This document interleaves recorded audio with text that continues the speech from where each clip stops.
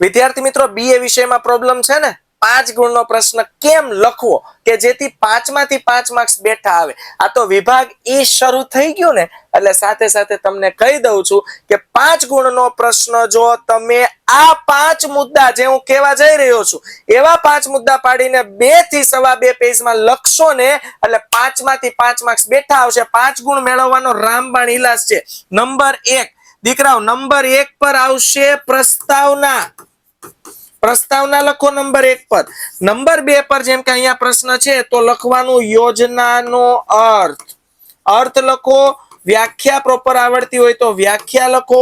Number 3 पर लखो योजनाना मुद्दा। मुद्दानुं लिस्ट अहींया बनाववानुं छे।